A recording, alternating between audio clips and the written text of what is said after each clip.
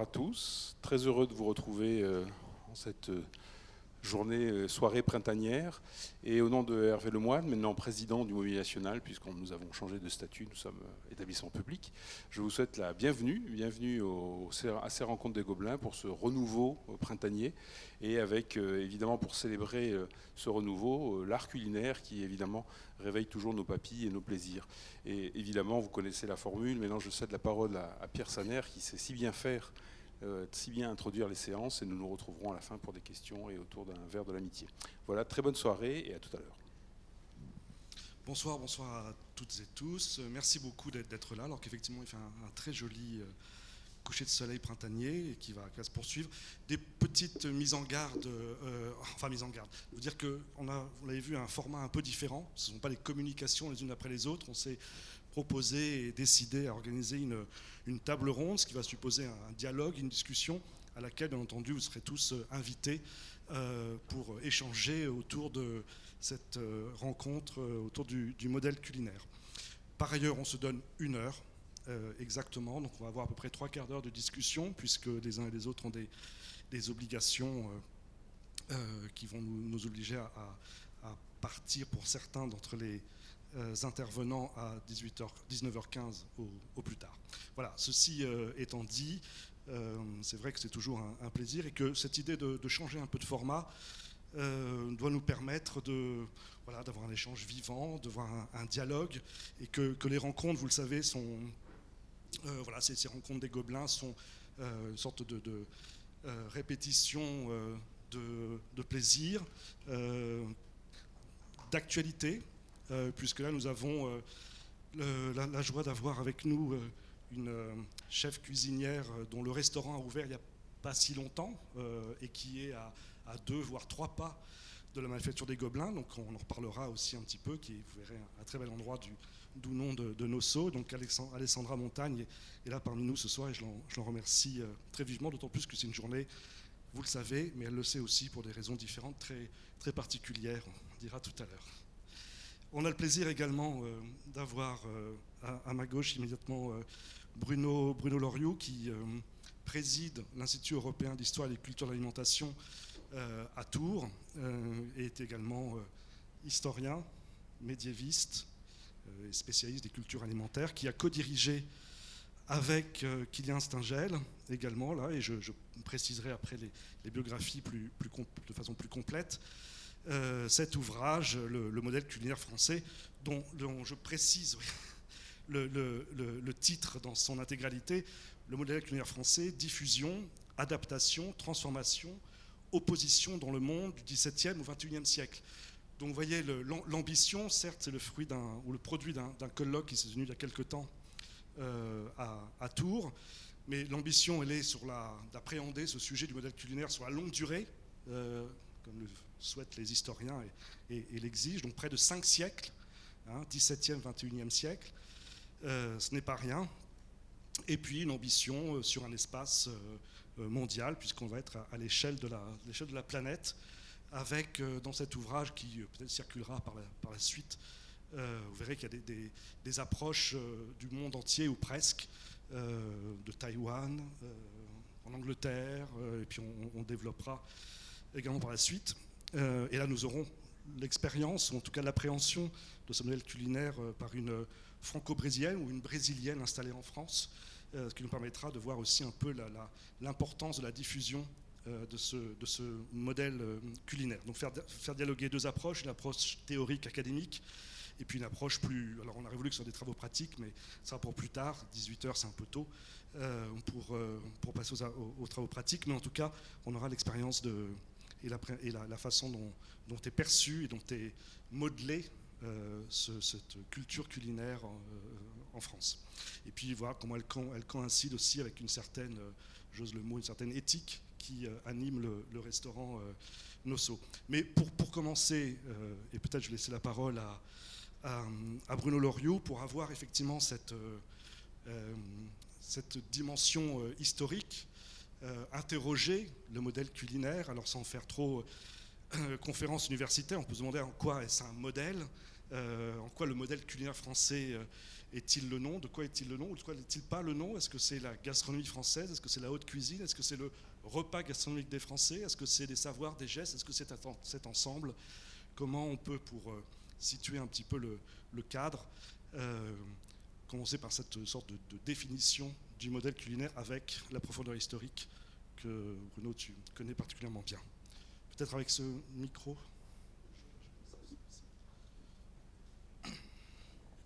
Merci.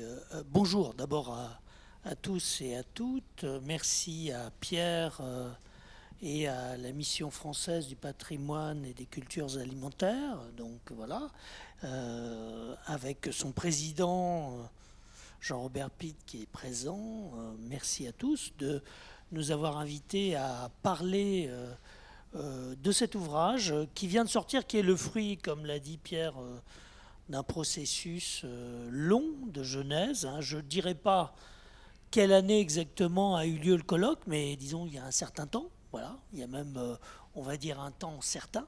Donc, incontestablement, il faut le temps dans le domaine que nous travaillons, c'est-à-dire les sciences humaines et sociales, pour simplifier, que les choses se fassent, se mettent en place, s'écrivent, se précisent.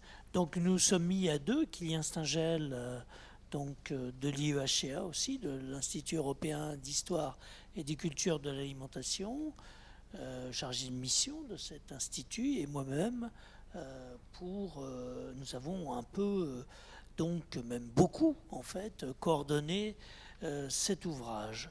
Donc les questions que tu poses, alors je regarde en même temps, parce que nous avons fait un super PowerPoint, bien sûr, donc qui est, comme tous les PowerPoint, est un petit peu long, donc risque de lasser, mais au moins au départ, voilà, on va le prendre comme exemple. Alors, on a vu tout à l'heure le titre de l'ouvrage, donc c'est exactement ce que tu as dit, c'est-à-dire c'est à l'échelle du monde, donc c'est pas l'histoire du modèle culinaire français en France, c'est pas ça le sujet. Le sujet, c'est quel est l'effet, l'impact du modèle culinaire français à l'extérieur dans le monde. Comment a-t-il été accepté, diffusé, adapté, approprié, ou comment a-t-il été éventuellement refusé, contesté, parce qu'on spontanément, nous, on pense que, bon, au fond, il n'y a pas de problème, tout le monde reconnaît quelque part la supériorité du modèle culinaire français, mais ce n'est pas si évident que ça. Donc, c'est un peu partant de cette idée-là qu'on a organisé ce colloque et qu'à partir de là, on a fait ce bouquin. Donc, ça veut dire qu'on est, comme l'a dit Pierre, à l'échelle du monde entier. Alors là, on avait un certain nombre de diapos qui nous permettent de voir ça, on va y revenir. Alors, pourquoi est-ce que nous nous intéressons au modèle culinaire français et à ses destinées?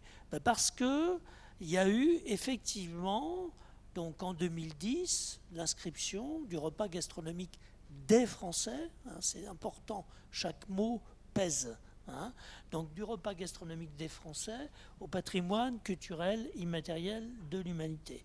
Et c'est parti de l'UNESCO, comme on dit, mais l'UNESCO n'est qu'un vecteur de cette affaire. C'est au fond celui qui enregistre. Donc c'est l'idée de l'humanité. Ça veut dire que ça représente quelque chose pour l'ensemble de l'humanité. C'est ça que ça veut dire, cette inscription. Donc c'est parti au tout départ de Tours, et à Tours, il y a un institut européen d'histoire et des cultures de l'alimentation qui aujourd'hui donc est installé dans un lieu qui s'appelle la Villa Rabelais, qui est un lieu au fond de vie culturelle autour de toutes les thématiques qui concernent l'alimentation. Donc c'est pas seulement la cuisine, c'est pas seulement la cuisine française, c'est pas seulement le modèle culinaire français, c'est tout l'ensemble de ces pratiques, de ces normes, de ces références culturelles entourant la cuisine, qui est l'objet, au fond, de cette maison des cultures gastronomiques. Et en tant que telle, cette maison des cultures gastronomiques, donc en même temps passe les diapos, donc je ne vais pas faire non plus une sorte de publicité, si vous voulez, d'encart publicitaire, mais néanmoins, quand même, il faut le signaler, nous avons un tas d'initiatives, de conférences, de dégustations aussi, hein, dans ces lieux qui permettent concrètement d'expérimenter ce qu'est une culture alimentaire. Une culture alimentaire, c'est pas seulement des discours, c'est pas seulement des recherches, c'est aussi des expérimentations, c'est aussi des mises en pratique, et nous essayons de le faire là où nous sommes à Tours. Voilà. Donc, nous avons un certain nombre d'éléments là-dessus. Donc, c'est dans ce contexte-là qu'il faut comprendre que nous avons fait ce bouquin. Hein. Ce bouquin, donc, vous voyez, on est des historiens au départ. Donc, les historiens, ils sont obsédés par la chronologie. Hein. Donc, qu'est-ce qu'ils font? Ils font un plan chronologique. Donc, on est parti du XVIIe siècle et on arrive au XXIe siècle, vous voyez. Et donc, on a distingué comme ça 4 phases dans cette diffusion, dans cette élaboration, dans cette appropriation et éventuellement dans ce refus du modèle culinaire français. Donc, que vous avez ici. Alors, le point important, c'est pas tellement le plan, au fond, c'est pas très original. Le point important, c'est les participants. Donc, c'est la diapo suivante, où on voit... Pardon, Pierre. Je suis. Où on voit la liste des participants. Et vous allez voir qu'ils viennent du monde entier. Hein. Y a des gens qui viennent du Mexique, il y a des gens qui viennent de Taïwan, il y a des gens qui viennent de Slovénie, il y a des gens qui viennent des États-Unis aussi. C'est pas un pays très exotique, mais enfin quand même, il faut le signaler. Hein. Voilà, ça peut. Et donc tous ces gens-là, l'Italie aussi, la Norvège aussi, la Turquie, la Pologne, merci Kylian. Et donc tous ces gens-là participent à la réflexion parce que dans tous ces pays, il y a eu un rapport précis au modèle culinaire français. Alors, vous allez me dire, mais qu'est-ce que ça veut dire le modèle culinaire? Mais je pense que peut-être Kylian aura des choses à dire là-dessus aussi. Il n'y a pas que moi qui ai des choses à dire là-dessus. Un modèle culinaire, au fond, c'est un terme peut-être un peu rapide pour dire que c'est un ensemble de normes et de pratiques qui sont vues comme françaises par les gens dans le monde entier. Et donc, ce n'est pas quelque chose nécessairement de codifié et de structuré. Ça peut être quelque chose d'assez flou, somme toute. Et il peut y avoir des discussions sur cette question. Alors là Bruno, j'ai inséré malicieusement une petite diapo qui n'était pas prévue. Pas forcément prévue. C'est un piège. Qui nous permettra de commenter, de se dire est-ce qu'un modèle culinaire, c'est aussi une sorte de fantasme d'identité? Est-ce que c'est perçu comme ça? Est-ce que c'est aussi un vecteur parfois un peu de moquerie des autres? Mais forcément, comme le montre par exemple cette bon appétit des 4 façons. En fait, voilà, je la décris. Les Français souhaitent bon appétit avec le verre de vin et trinque. Les Allemands ont plutôt la bière et son blond, la mâchoire bien dessinée. L'Italie, sa moustache, bien sûr, évidemment, déguste des pâtes. En revanche, nos pauvres amis d'outre-Manche britanniques sont bien dépités de voir leur peu d'assiette. Or, il doit exister un modèle culinaire anglais, et c'est un sujet, si j'ai bonne mémoire, qui introduit les premières pages, les premiers textes de votre ouvrage. Oui, tout à fait. Alors, après, il y a modèle culinaire et modèle alimentaire. Ce n'est pas tout à fait la même chose. Hein. Donc, le modèle culinaire s'intéresse spécifiquement à la question des préparations culinaires. Le modèle alimentaire, c'est tout l'ensemble des normes du manger, on va dire, ensemble, de la convivialité. Effectivement, c'est un petit peu plus large que ça. On a utilisé modèle parce qu'on n'a pas voulu utiliser système. Système est un terme qu'on trouve employé en sciences humaines et sociales pour désigner effectivement un ensemble de pratiques et de normes aussi. ça vient directement du structuralisme. C'est souvent pas très historique, c'est plus anthropologique qu'historique. Alors, j'aime beaucoup les anthropologues, hein, il ne faut pas penser que j'attaque les anthropologues ici, mais néanmoins, nous, on cherche à voir comment les choses évoluent. Donc, modèle, au fond, c'est un concept un peu flou, qui nous convient assez bien, il faut le dire. Et je voudrais insister sur une chose, c'est que le modèle implique un contre-modèle éventuellement, un anti-modèle. Et c'est ça qui nous intéresse. C'est au fond comment, vis-à-vis de ce modèle, plus ou moins structuré, les autres se sont déterminés. Hein. Donc les autres pays, les autres cultures, les autres modèles, d'une certaine manière. Peut-être on peut revenir à l'exemple anglais alors. Oui, alors en anglais. Oui, vas-y. Petit lien sur le sujet. Lien, pardon. Peut-être du coup, il faut passer le micro. Non, sur cette notion de modèle et le lien qu'il peut y avoir avec le repas, c'est que la dimension de patrimonialisation s'inscrit. On a eu Bruno qui nous a énormément parlé de l'histoire à niveau passé. Pour ma part, je vais prendre plutôt le présent avec pourquoi pas une lecture perspective. Et cette notion de patrimonialisation s'inscrit sur la modélisation d'un repas à travers non seulement l'observation que le repas est un patrimoine vivant, ça on est tous d'accord, le repas gastronomique des Français en est l'exemple pur, en constante évolution. C'est un repas et c'est un élément aussi patrimonial qui est quelquefois oublié, d'où le travail archivistique des historiens. Et puis c'est un repas aussi qui est un patrimoine en créativité, en constante recréation de sa situation.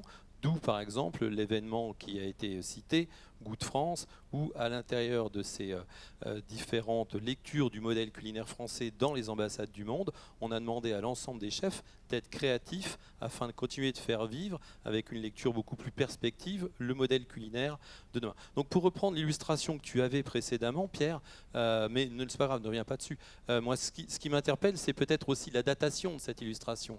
Là, on nous signifie finalement un modèle, comme l'a dit Bruno, plutôt peut-être alimentaire, ce qu'on appelait jadis la physiologie des consommateurs. Et dans le domaine des écoles hôtelières, on parlait d'écoles hôtelières avec Alessandra tout de suite, dans le domaine des écoles hôtelières, il y a eu des cours de données de physiologie des consommateurs dans les années 70 qui n'ont plus rien à voir avec les cours qui sont donnés aujourd'hui. Donc ce modèle alimentaire, on va s'éloigner du modèle culinaire pour quelques secondes, mais ce modèle alimentaire aussi, en fonction de l'évolution de la société, ne peut plus être une observation ponctuelle avec une question telle que tu l'as posée, Pierre. Finalement, quelle différence y a-t-il entre ces différents pays? Parce que cette différence ne fait qu'évoluer à longueur de temps. Si malgré tout on revient vers notre ouvrage et on s'aperçoit que le modèle se construit à travers aussi des éléments discursifs. Qu'est-ce qu'il nous a mis de beau comme slide? Ah oui, d'accord.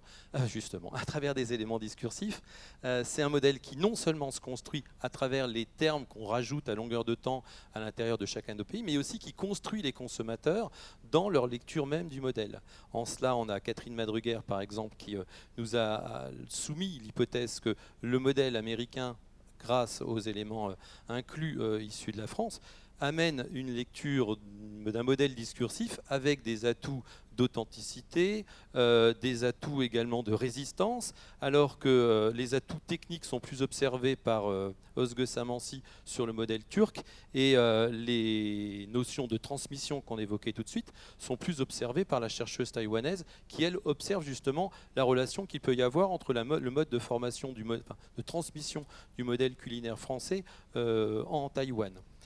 Ces différents modèles discursifs nous amènent finalement à tout un chacun avec une vision très personnelle, très individuelle, à avoir un élément de langage qui s'appuie sur des considérations gustatives, somme toute très personnelles et donc très subjectives, mais à l'intérieur de cet ouvrage, on s'aperçoit que les considérations sociales sont prises en compte naturellement, mais souvent avec une lecture de haut niveau social. Rarement, dans le modèle culinaire, on observe la cuisine populaire ou le repas du commun des mortels. On s'aperçoit aussi que la distinction sociale, identitaire du pays est très attendue à travers l'insertion des éléments français. Quand un modèle culinaire, par exemple le modèle culinaire tunisien, qui va chercher des cépages, voire des techniques viticoles françaises pour arriver à créer justement son identité viticole tunisienne, on s'aperçoit qu'il y a la volonté finalement d'apporter des ingrédients, des techniques, des savoir-faire pour construire l'illustration même d'un bon produit avec toute la subjectivité de cette qualité, mais qui malgré tout se structure et trouve ses limites, des limites économiques, des limites sociales, des limites culturelles ou de prérequis culturels, voire cultuels, pour construire cette représentation d'un nouveau modèle culinaire étranger grâce aux éléments de modèle culinaire français. Merci cet éclairage, effectivement. Et revenons un tout petit peu, encore une fois, si vous voulez bien, c'est comment il s'est construit en Europe, ce modèle culinaire, et comment il a été défini. Donc vraiment, j'insiste sur cette dimension un peu historique, mais qui nous permet de voir, remontant, pourquoi vous avez commencé au XVIIe siècle, comment ça s'est affirmé, comment peut-être l'Europe parle français et mange français, et comment tout cela évolue. D'accord. Je ne sais pas si on avait des diapos là-dessus. On s'émancipe du diaporama. Oui, mais c'est dommage parce qu'il y a des textes dessus. Je ne sais pas, on va les retrouver. C'est pas ça, c'est pas ça. C'est encore, oui. Oui, alors, d'habitude, on dit, voilà, c'est au XVIIe siècle qu'il y a le cuisinier François, parce qu'on prononce à la manière du XVIIe, n'est-ce pas? Le roué, c'est moué. Donc, le cuisinier François, ça date du milieu du XVIIe siècle. Et on dit, voilà, c'est le rapport à Louis XIV, à la monarchie absolue, etc. Le cuisinier François, effectivement, qui a rompu avec, on peut dire, la cuisine médiévale et de la Renaissance, est une première fois publié en 1651, puis ensuite il est diffusé, traduit dans toutes les langues européennes. Donc on peut dire, voilà, c'est le moment où la cuisine française se diffuse. Mais en fait, si on regarde la diapo suivante, on s'aperçoit qu'il y a des choses avant. Alors c'est des textes qu'il faut aller chercher. Hein, c'est ça un peu le problème. Donc il faut aller chercher des textes qui nous parlent du XVIe siècle, par exemple. Et au XVIe siècle, on a effectivement des textes qui nous parlent déjà d'une sorte de supériorité française en matière de cuisine. Le problème, c'est que c'est des textes qui ne sont pas faciles à trouver, qui sont douteux, dont on n'est même pas sûr qu'on ait vraiment les originaux. Et donc, de ce point de vue-là, c'est un véritable problème. Donc, là, l'espèce de, de célébration de la supériorité de la cuisine française telle qu'elle apparaît au début du XIXe siècle, a peut-être des racines antérieures au XVIIe siècle, mais qui n'ont pas été encore complètement explorées. La cuisine française n'est pas la seule cuisine sous l'Ancien Régime, et même donc à la fin du Moyen-Âge et au XVIe siècle, à disposer d'une grande réputation. Par exemple, la cuisine catalane est une cuisine extrêmement renommée à l'époque. J'ose dire que la cuisine allemande aussi a une certaine réputation. Par exemple, en Italie, on engage plutôt des cuisiniers allemands que des cuisiniers français au XVe et au XVIe siècle.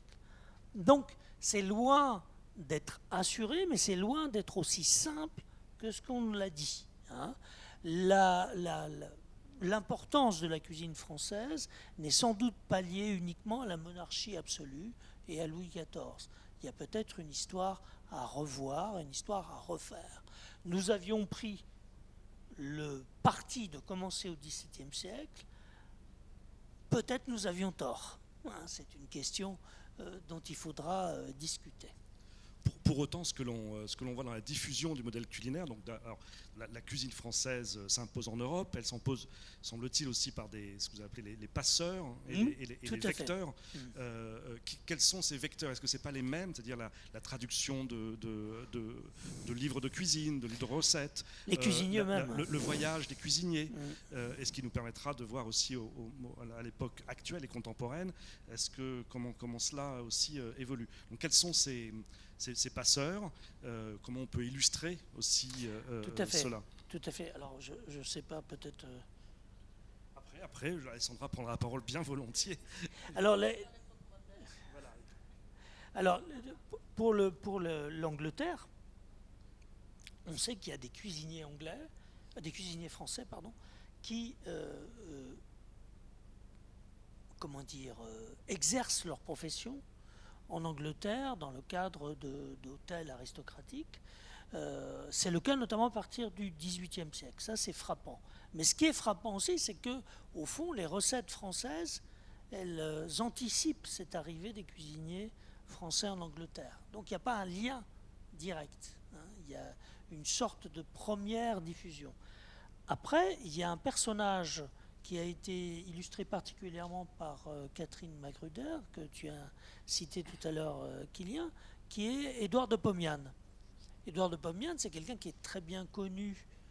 Resitue-le-nous dans la oui, chronologie, alors, parce qu'on en a fait un sacré saut quand même. Oui. Édouard de Pomian, oui, on fait un sacré saut.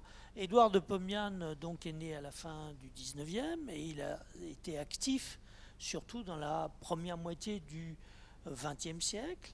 C'est quelqu'un qui est d'abord un biologiste et qui s'intéresse à la cuisine d'un point de vue, on va dire, théorique essentiellement, pour promouvoir une cuisine saine selon les principes de l'hygiène alimentaire, ce qu'on appelle l'hygiène alimentaire, qui est quelque chose qui se développe beaucoup au début du XXe siècle. Et il va donner des cours notamment dans des écoles ménagères, on va dire, pour les cuisinières, de manière à diffuser ces principes. Donc par exemple, lui, il pense que la gastronomie, c'est quelque chose qui insiste trop sur le plaisir et qu'il faut plutôt aller sur la gastrotechnie, qui insiste davantage sur effectivement les aspects, on va dire, physico-chimiques. Donc au fond, de Pomian, c'est un peu l'ancêtre de Hervé Tiss. Hein, et particulièrement donc efficace, écouté aux États-Unis. Par ailleurs, c'est quelqu'un qui est un des tout premiers à diffuser la cuisine à la radio. En France d'abord, sur Radio Paris, avant l'occupation, donc dans les années 30, parce que vous savez qu'après, durant l'occupation, Radio Paris sera la radio de la collaboration, donc très clairement. Donc là, on ne peut pas suspecter de Pomian d'avoir fait ça, mais ensuite, en Angleterre, et puis ensuite aux États-Unis, c'est le premier à créer des émissions donc culinaires à la radio, des émissions qui vont permettre de diffuser une certaine idée de la cuisine française, une idée qui est à la fois rassurante parce que c'est une cuisine saine telle que l'imagine de Pomian, pas une cuisine effectivement uniquement fondée sur les produits de luxe, et en même temps une cuisine raffinée. Donc c'est un peu les deux. Il parvient à tenir les deux bouts de la chaîne. Et c'est vraiment très intéressant de ce point de vue-là. Il est contemporain aussi de Raymond Oliver, tout à fait, de Kurlansky. Oui. Et alors si on va faire un petit saut encore dans le temps, parce que bon, lui est français et promeut d'une certaine manière ce modèle culinaire en partie défini sur le territoire américain. Puis après, il y a, je dirais, ceux qui sont américains et qui se font aussi les apôtres, les ambassadeurs d'une cuisine française. Et là, je pense à Julia Child. Oui, par exemple, oui. Est-ce qu'on peut, voilà, alors dans ce même registre, est-ce qu'il y a donc à la fois les deux exemples des déplacements hexagonaux vers l'étranger et puis les propres ambassadeurs qui eux ont des trajectoires particulières. Et là, je pense, pour éclairer le sujet, peut-être que Kylian sur cet aspect, je crois que c'est un des articles sur Taïwan et sur les écoles. Et de développer particulièrement le rôle d'un certain nombre d'écoles, puisqu'on parlait des vecteurs. Alors bon, il y a évidemment le cordon bleu, mais il y a peut-être aussi, le cordon bleu étant le plus réputé, le plus connu sur la scène internationale comme lieu de promotion. Et un certain nombre de cuisiniers aujourd'hui exerçant en France sont passés par les salles d'enseignement, les cours et les pianos du cordon bleu. Il y en a d'autres. La question est quelle est la place de l'école, de ces lieux d'enseignement, dans la diffusion, puisqu'on parle de diffusion du modèle culinaire. Il y a eu donc encore une fois, c'est vrai qu'il faut suivre, les journalistes. Laurent Pommian n'était pas ni cuisinier ni critique comme Kurlansky. Les écoles scientifiques, et donc les écoles ont un rôle également important pour former, en fait, je peux faire la réponse finalement.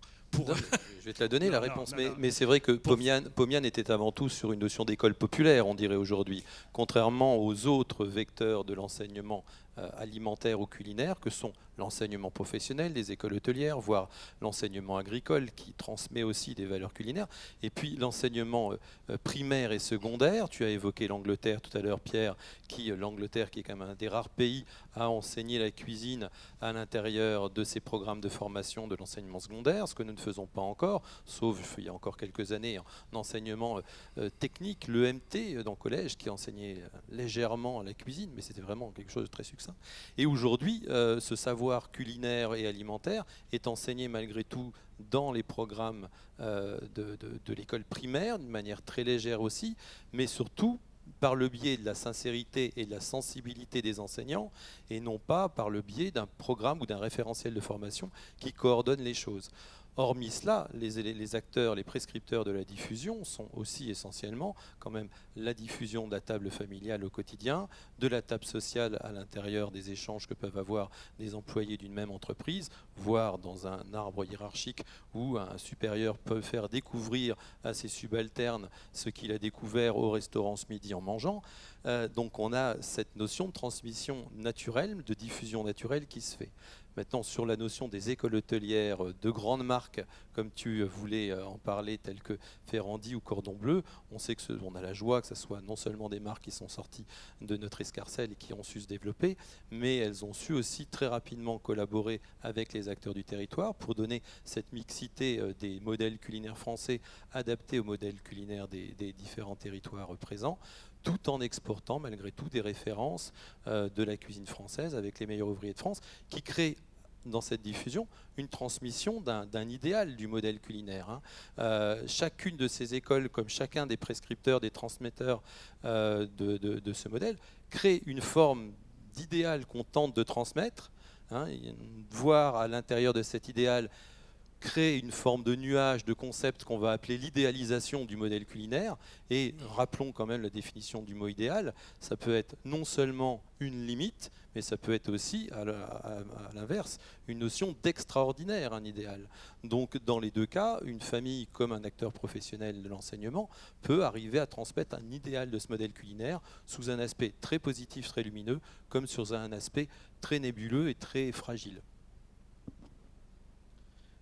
Donc parmi les personnes qui vont et qui suivent ces cours, certaines repartent dans leur pays, vont à l'Institut Paul Bocuse, à Écully, et puis repartent ouvrir un restaurant ou professer au Japon, par exemple, ou ailleurs. Et puis les chemins aussi permettent de s'installer en France. Vous voyez la transition délicate que je suis en train d'amener avec Alessandra Montagne. Non, mais parce que les écoles évidemment sont ces lieux de transmission là aussi d'un modèle. Donc les ambassadeurs se font en France, se forment et puis exportent et apportent avec eux dans leurs fourneaux. Et puis ce cheminement où on a eu le plaisir d'avoir, donc ça fait 99, c'est ça que Alessandra, tu arrives en France? Oui, bonsoir à tous, merci d'être là.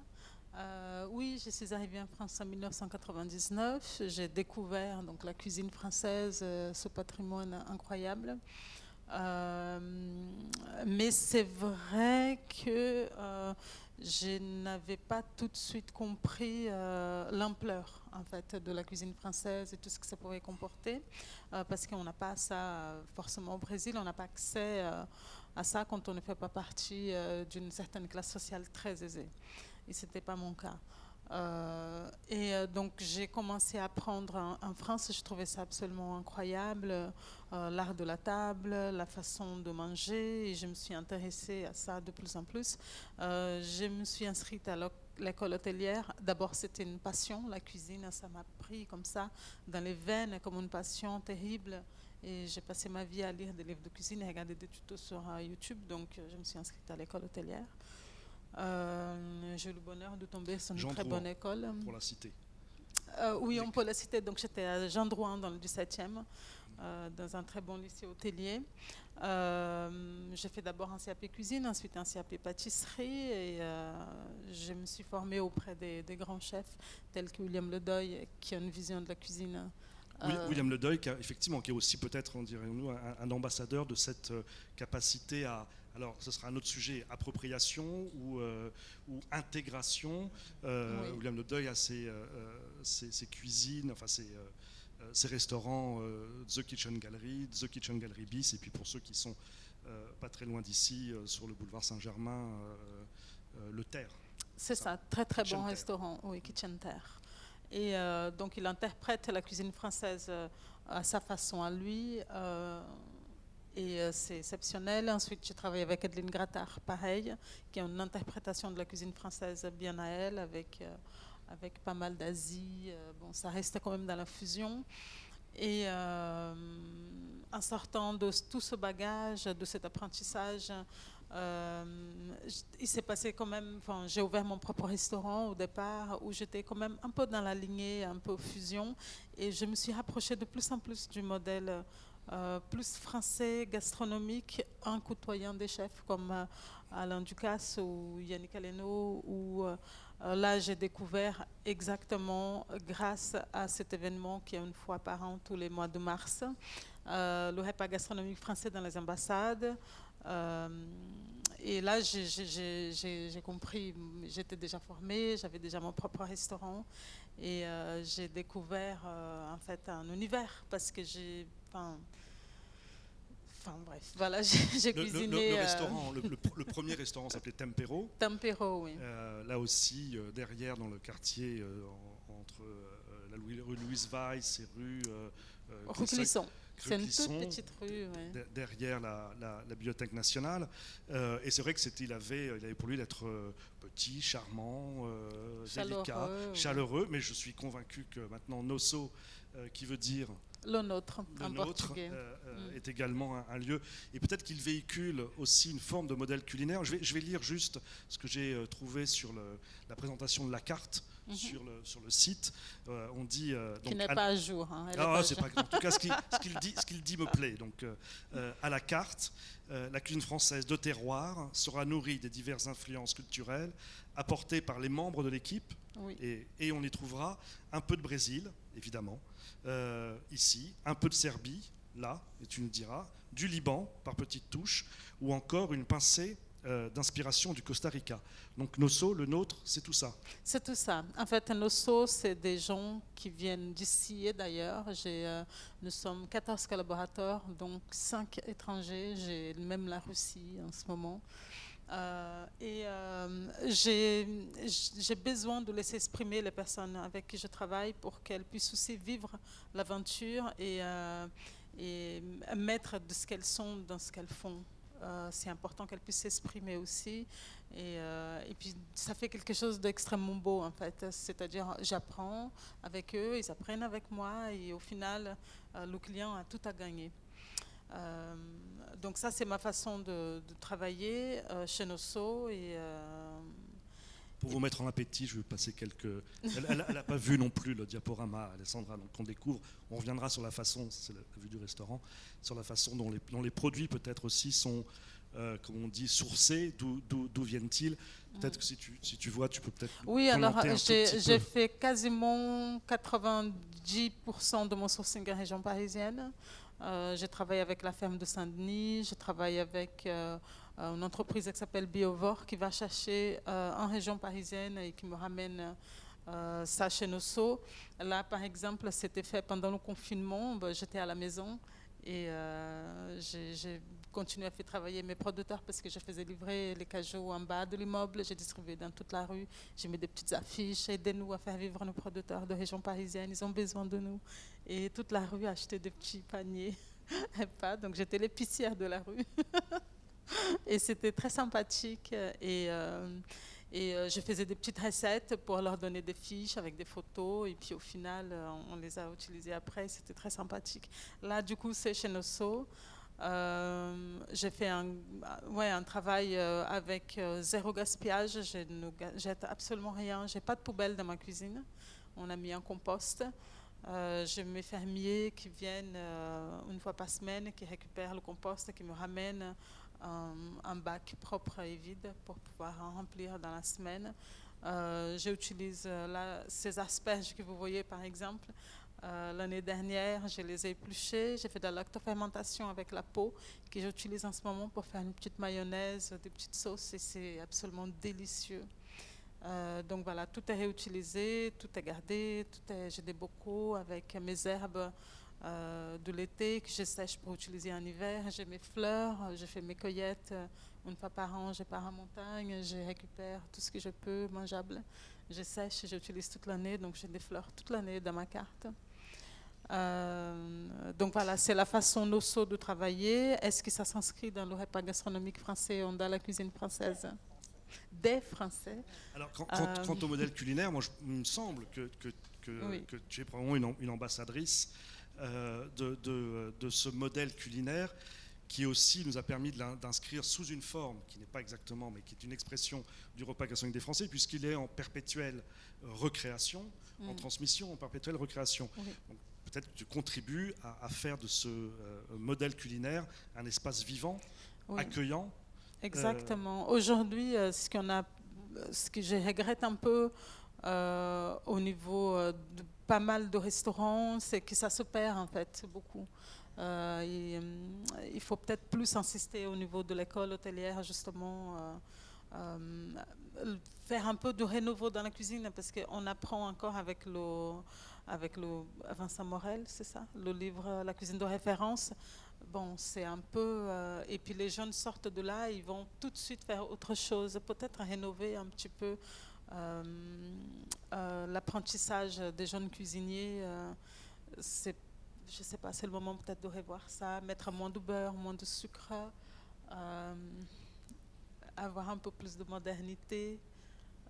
Et ça restera toujours le repas des Français, parce qu'on a évolué, les choses ont changé, on a besoin de manger différemment, penser le produit dans son intégralité, sortir un peu de l'agroalimentaire, ne pas montrer aux jeunes comment on fait un vrai fond, ne pas leur donner de la poudre pour faire un fond de volaille. Tout ça, ce sont des questions aujourd'hui à se poser. Et, voilà. Non, mais c'est effectivement des préoccupations de praticiens, comme le dit le vocabulaire de la novlangue d'UNESCO, ou des cuisiniers, et aussi de ceux qui vont au restaurant pour y découvrir et faire des découvertes de papilles, de saveurs, et puis retrouver aussi ce qu'on aime bien. Alors, et là, ça fait partie, je reviens sur le diaporama que vous aviez précédemment, parce que c'est aussi peut-être un des écueils de cette transmission de savoir, voilà, de savoir faire de préparer. Est-ce que aujourd'hui, c'était un sondage, je viendrai après, là vous voyez effectivement ces difficultés à réunir du monde dès lors qu'il y a des identités culinaires distinctes, qui est sans gluten, qui est végétarien, qui est végétalien, qui est sans lactose, qui est la diète sans ail, semble-t-il.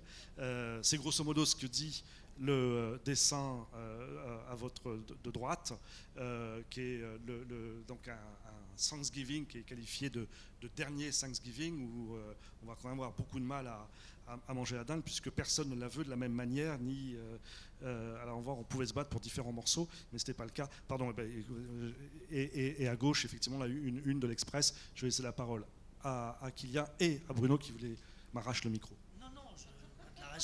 C'était simplement pour dire que j'avais encadré, c'est moi qui ai fait les encadrements en rouge là, des deux qui pourraient au fond ressortir du modèle culinaire français old school, hein, on va dire, à l'ancienne. Hein. Donc c'est le picky gourmet, ultra picky gourmet, donc le gastronome hyper précis, hyper pointu, quoi.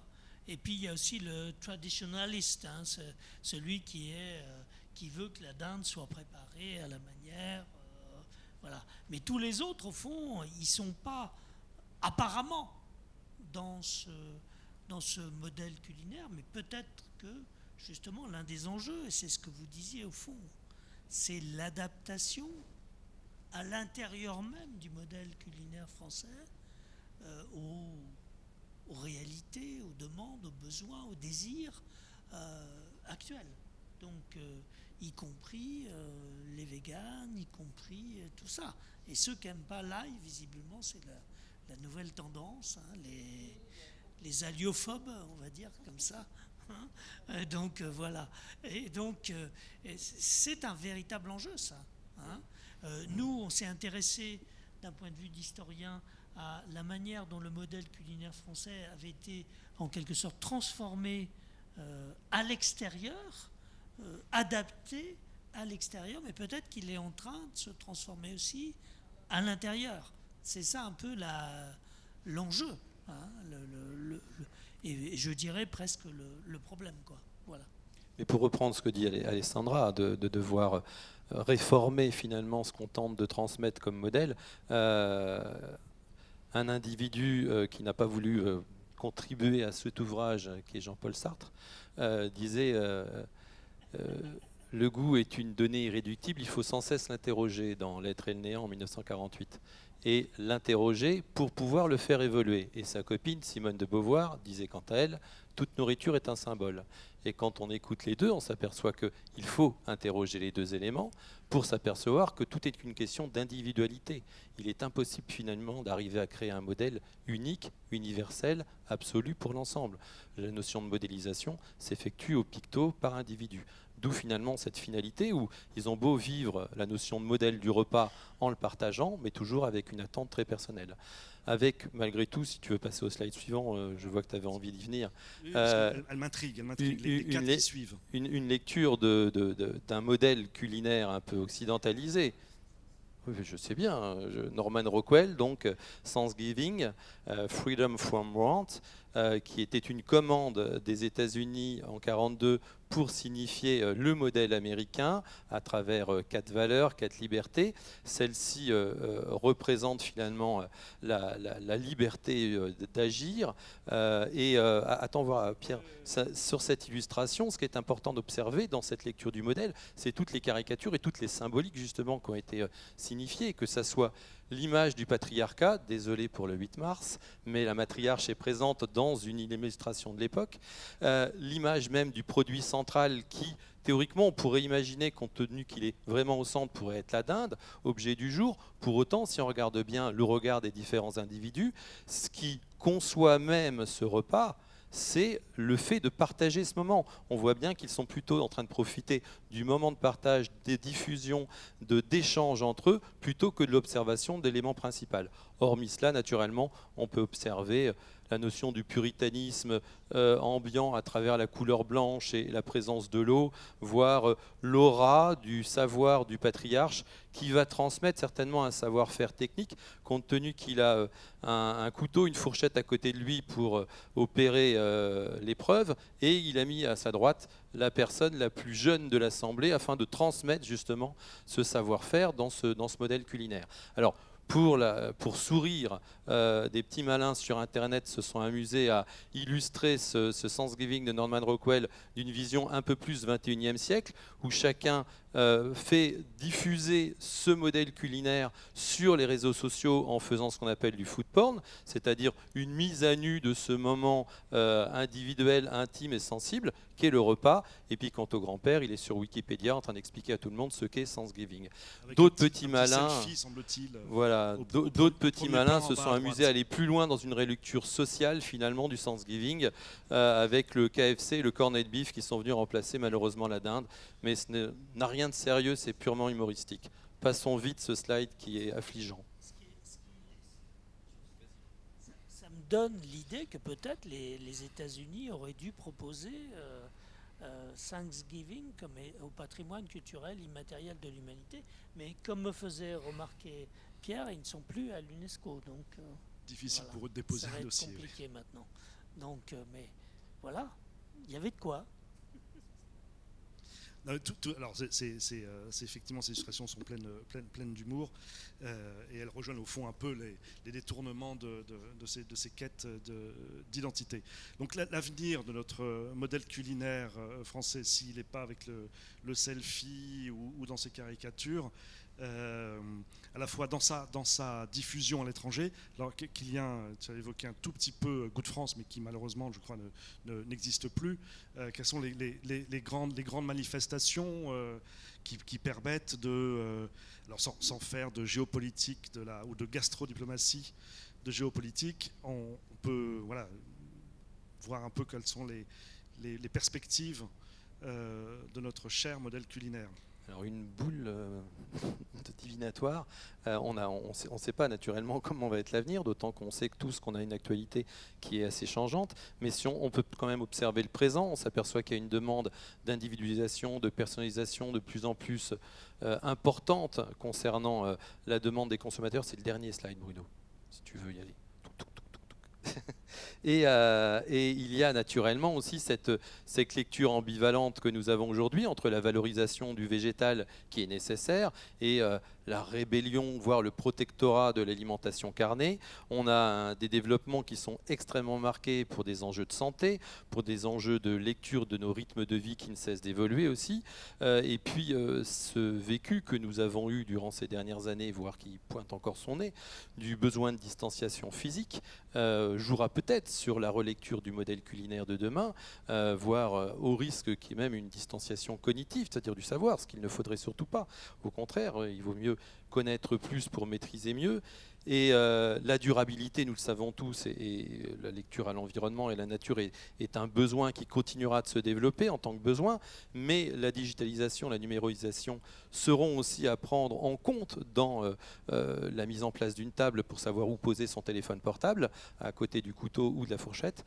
Et quant à la situation vraiment du quotidien que nous vivons, la malheureuse actualité nous amènera certainement une fois de plus à devoir revoir le pouvoir d'achat, donc à revoir certainement les modèles culinaires comme on l'a revu durant tout le XXe siècle. On en parlait en aparté, je vais passer le micro à Alessandra, parce qu'on en parlait en aparté sur l'évolution de la structure du menu, et peut-être que dans ton restaurant, je fais ton rôle Pierre, désolé, peut-être que dans ton restaurant, tu peux nous évoquer justement comment tu as vu évoluer au fil de la perte de pouvoir d'achat la demande des clients. Transmission naturelle. Mais effectivement, le pouvoir d'achat a énormément évolué en 2 ans et là, il ne s'est pas terminé avec la crise actuelle et l'augmentation des matières premières. On ne sait pas comment on va faire. Mais dans mon premier restaurant, j'avais un menu, je me rappelle, mon premier menu, il était à 12 €. À 12 €, tu te rappelles, tu es venu manger. Sans les vins, malheureusement, mais... Ah ouais. Et puis, et aujourd'hui, bon, 10 ans plus tard, mon menu midi, il est à 25 €. Donc, ça a beaucoup augmenté depuis, mais bon, j'ai beaucoup plus de personnel, j'ai un restaurant qui est beaucoup plus grand, les charges, etc. Et là, on va acheter de la farine, tout est plus cher, l'électricité, je paye 4 fois plus cher, ça n'arrête pas d'augmenter. Mon restaurant, tout est à l'électrique. Et la construction du menu aussi, ça a changé. J'avais de plus en plus une demande de menu dégustation, chose que je n'avais pas avant. Donc on a mis en place ce menu dégustation qui date des années 80 d'ailleurs. C'est quoi un menu dégustation? Alors un chez menu Nosso dégustation, moi j'ai essayé de le faire vraiment en mettant en place un apéritif, ensuite un petit amuse-bouche pour que les gens puissent manger avec le champagne, après une première entrée à base de végétal, ensuite une deuxième entrée avec poisson-viande, ensuite un premier plat avec du poisson. Moi, j'ai fait une sorte de trou brésilien entre le poisson et la viande. Mon trou brésilien, actuellement, c'est une sorte de feijoada liquide, on appelle ça le caldinho du feijão. C'est le jus de l'haricot, très épicé, très assaisonné, avec beaucoup de goût, mais en même temps avec du citron, donc assez frais. C'est très très bon pour faire la transition entre le poisson et la viande. Et là, on attaque une première viande, une deuxième viande. Après, on a le fromage, et ensuite un pré-dessert très léger, et ensuite un premier dessert, et pour ceux qui veulent, un deuxième dessert. Après, on raccourcit, évidemment, c'est des petites portions, tout est calibré. Avant de servir un tel menu, je le goûte entièrement avant pour savoir dans quel état je suis après. Donc moi, j'ai un petit calibre, donc si j'arrive à le faire, n'importe qui peut le faire. Et donc tout est pensé. Moi, je suis en train de finir mon école de naturopathe, donc j'ai réfléchi aux sauces, à ce que je veux mettre dedans pour aider à la digestion. J'évite évidemment de mettre beaucoup de gras, donc j'ai fait très peu de gras, surtout pour les personnes qui prennent des menus qui sont très longs. Je mets vraiment quasiment pas de sucre dans mes desserts. Donc voilà, il y a toute cette inflexion qui est en amont aussi avant de proposer des plats, etc., surtout des plats du soir. Et ça, c'est un nouveau menu ils font beaucoup de cuisiniers le font aujourd'hui, quasiment tous les restaurants gastronomiques à Paris proposent ce type de menu. Et nous, on est les seuls à le proposer dans le 13e d'ailleurs. Et il n'y en a pas d'autres restaurants qui proposent des menus de dégustation le soir, pas à ma connaissance en tout cas. Et puis pour moi, ça représente une évolution, que les gens viennent, qu'ils insistent, qu'ils demandent, qu'ils redemandent. Mais c'est plus cher, vous êtes sûr que vous voulez des menus de dégustation? Bon, on va essayer, on met en option et on vend que ça. Pendant plusieurs mois, dans ce cas, on ne met pas les autres choses à la carte parce que ça nous oblige à faire une préparation en plus. Et au final, ça marche super bien. Et ça représente une évolution. Il faut quand même voir que c'est plus comme avant, quoi. C'est une belle transition pour vous donner la parole, peut-être, pour voir aussi, après cette sorte de petite mise en bouche. Ça donne faim, c'est l'heure. Mais malheureusement, en aparté, je sais qu'Alessandra ne sera pas au fourneau ce soir. Le restaurant est ouvert, quand même. Non. Il est fermé. Voilà. Pour cause exceptionnelle. Cause exceptionnelle. Est-ce que sur ces différents sujets qui ont été abordés, sur les aspects théoriques, pratiques, historiques, il y a des interventions? Madame. Oui, écoutez, moi je suis mariée avec quelqu'un qui a une maladie des reins assez grave et il a de l'acide urique. Et je ne vais pas très souvent au restaurant, mais c'est vraiment, j'aime bien les restaurants un peu traditionnels, genre avec nappe blanche, etc. Mais c'est vraiment très compliqué pour mon mari. Et ça, je voudrais le dire parce que je trouve que pour les gens qui ont des vraies maladies, c'est très compliqué. Voilà, c'est tout. Alors, pour avoir un restaurant... Oui, pardon. Nous avons mis en place un système de réservation, par exemple, avec un intermédiaire qui s'appelle ZenChef. Au moment de la réservation, il y a des questions qui sont posées. Il suffit juste de dire « je ne mange pas ça, j'ai telle allergie, j'ai telle contrainte » et on fait tout ce qu'on peut pour que ça soit parfait. Je vous crois. Moi, j'habite assez loin du 13e, vous voyez, donc je sors mais normalement, tous les dans restaurants... mon quartier. Mais vraiment, moi, je suis dans le 10e, il y a peu de restaurants qui proposent des choses... Si vous posez la question, si vous leur demandez un petit peu en amont, un jour avant, pour qu'ils aient le temps de se préparer. Parce que vous comprenez que quand vous arrivez dans un restaurant, le chef a préparé sa mise en place, tout est prêt. Mais si vous le dites avant, j'aimerais trop venir manger chez vous. C'est une maladie qui concerne beaucoup d'hommes à partir de 60 ans. D'accord. C'est une maladie vraiment extrêmement répandue. Ça concerne beaucoup plus les hommes d'ailleurs que les femmes. D'accord. On ne comprend pas trop pourquoi. Donc, je trouve que ça devrait être prévu, si vous voulez. D'accord.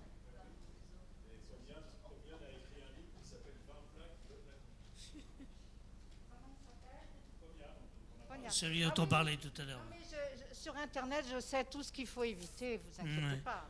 Mais la question que vous posez, madame, est importante parce que, au fond, on a conçu des modèles culinaires depuis, disons, le 19e siècle, de manière un peu collective, en disant ça doit aller pour tout le monde. Et en réalité, on s'aperçoit que c'est loin d'être le cas et qu'il faut réintroduire, je me permets d'élargir un peu le débat, il faut réintroduire l'individu. Et c'est quelque chose dont j'ai pris conscience parce que je suis en train d'écrire, certains le savent, une histoire de la diététique. Et je me suis aperçu qu'en effet, au 19e ou 20e siècle, l'idée clé, c'est la nutrition, c'est-à-dire quelque chose de collectif auquel les gens doivent s'intégrer absolument. Et en réalité, la diététique, c'est quelque chose d'individuel. Bien sûr. Et donc, c'est compliqué, effectivement, pour un restaurant de pouvoir s'adapter. Mais peut-être on a intérêt à réfléchir à une cuisine et par conséquent un modèle culinaire qui serait davantage préoccupé par les individus, par leurs nécessités propres. Ouais, nous, pas mal de chefs, et nous, si on a fait, c'est qu'on a toujours un menu vegan, un menu végétarien, un menu sans gluten, sans lactose, sans œufs. On a toujours quelque chose à proposer. Mais ça, c'est obligatoire aujourd'hui. Obligatoire. On ne peut plus faire tout avec œufs, gluten, lactose. Impossible. Madame. Bonsoir. Je suis déjà venue plusieurs fois manger chez Alessandra. Oui. À Tempero et Nosso. Comment ça va? Toujours très bien, merci. Alors justement, quand on parle d'individus, moi, il y a un point quand même qui quelquefois, alors évidemment, je ne parle pas de ce type de restaurant, mais la relation aux enfants. Quand on voit que nous, on peut des fois se régaler avec des menus magnifiques, etc., mais que dans pas mal d'endroits, en fait, l'effort n'est pas fait à l'égard des enfants. Quand je dis effort, c'est se bagarrer pour que l'enfant ne se retrouve pas avec un steak frites ou un nuggets frites. Alors, je ne parle même pas de diététique, là. Ouais. Mais même en termes de découverte du goût, de découverte du talent d'un cuisinier. Il y a quelques-uns qui font vraiment dans ce sens des efforts ou qui proposent des fois des demi-portions d'une partie de leur menu. Je dirais ce qui serait éventuellement accessible et acceptable pour un enfant en termes de découverte. Mais je crois qu'il y a une vraie, entre guillemets, évolution à mener dans ce sens-là. Je ne dis pas révolution, encore que, mais parce que les enfants, c'est aussi par eux que passe déjà le plaisir aussi en famille du restaurant. Enfin, je crois que ce plaisir, il doit être aussi partagé. Oui, oui. En particulier aujourd'hui où on sort peut-être plus en famille qu'à une certaine époque où socialement, voilà. Et puis l'autre point, je dirais que c'est aussi par rapport au risque d'obésité, par rapport au fait de fuir, on va dire, de l'agroalimentaire moins qualitatif, redonner la notion du goût. Enfin, il y a vraiment quelque chose à faire et je voudrais savoir si des choses sont faites dans ce domaine-là en termes de programme. Je ne suis pas habilité, je ne suis pas à même de pouvoir répondre, mais on peut y réfléchir. En revanche, ce que vous me dites est à la fois un peu effrayant, parce que je pense qu'à ma connaissance, la grande enseigne dans laquelle vont les familles très nombreuses, parce qu'on accepte aisément les enfants, malheureusement, c'est vrai. C'est ce grand M maintenant vert qui avant était jaune, et parce que c'est un endroit où on accueille les enfants. Après, fort heureusement, il y a quand même dans un certain nombre de restaurants. Est-ce qu'il y a un menu enfant? Alors non, j'ai pas de menu enfant, mais je fais des plats pour enfants. Alors pendant les vacances, on a beaucoup des parents qui viennent avec leurs enfants. C'est plus pendant les vacances que pendant la période normale. Et pendant ce moment-là, ils ont une demi-portion. On a des petites choses que les enfants aiment. Et j'ai jamais de toute ma vie de restauratrice, propriétaire de restaurant, chef, j'ai eu des gens qui sont venus avec des enfants où les enfants sont partis malheureux. Je les invite à venir voir la cuisine, je leur donne une place, ils mangent super bien, ils finissent entièrement leur assiette. Il y a pas, quand les parents viennent le soir qui veulent un menu de dégustation, donc on met un petit quelque chose pour l'enfant au moment de l'apéritif, ensuite un tout petit quelque chose, et puis au moment du premier plat, ils ont un vrai plat, et ensuite du deuxième plat, ils ont un dessert, et puis après, ils sont en train de dessiner, il ne va pas le temps passer. Kylian va peut-être vous répondre sur... Juste pour souligner qu'il ne faut pas oublier quand même que d'emmener un enfant au restaurant, c'est pas uniquement le rassasier, lui faire incorporer un produit, c'est vivre aussi un concept, un événement particulier, une expérience. Le repas et le moment partagé au restaurant, c'est un modèle culinaire culturel, c'est un modèle de découverte de soi. Madame a parlé de l'autre tranche de la vie, qui est aussi un problème de découverte de soi, de son propre corps, de sa propre physiologie qui évolue. Pas bien malheureusement, mais la découverte de soi par les yeux et enfin par d'autres sens que les yeux pour un enfant à l'intérieur d'un restaurant, pardon, il n'y a rien de mieux. C'est rare qu'à la maison on mange avec une musicalité, avec une ambiance lumineuse et sonore et olfactive qui est mesurée, structurée, réfléchie. Et puis le but d'un repas, c'est encore d'autres facteurs. C'est le moment social où théoriquement, oui, le restaurateur réfléchit aux contraintes individuelles de chaque consommateur, mais ce n'est pas toujours faisable. Dans tous les cas, il réfléchit aux contraintes d'hygiène, il réfléchit aux contraintes de savoir-vivre, qui ont été structurées par des modèles historiques aussi au fil des époques. Et donc, j'estime finalement que le restaurant, même s'il a encore des défauts d'accueil de certaines franges de population, il reste un espace de médiation très important quand même pour le plus grand nombre.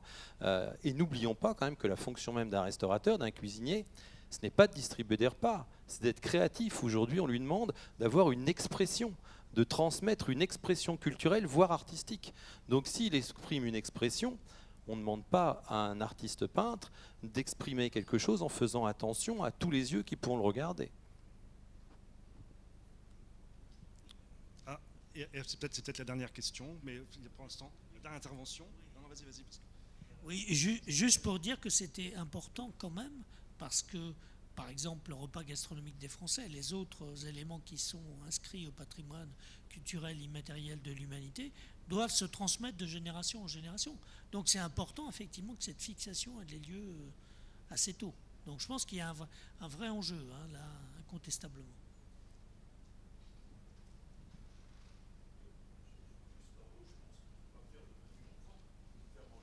Aux enfants, et ils sont bien plus audacieux souvent que les parents.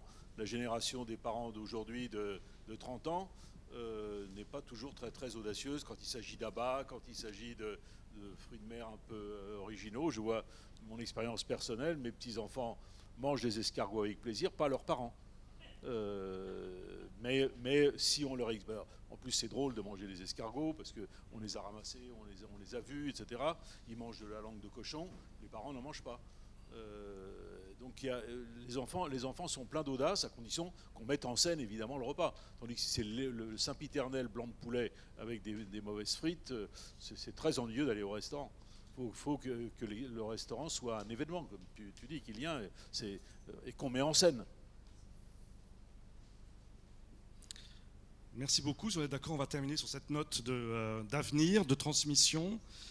Pouvoir aux petits-enfants. Bon appétit à vous tous. La reconquête de nos... Et large soif. Reconquête de nos fourneaux. Merci beaucoup à vous. Et joyeux anniversaire, Alexandre.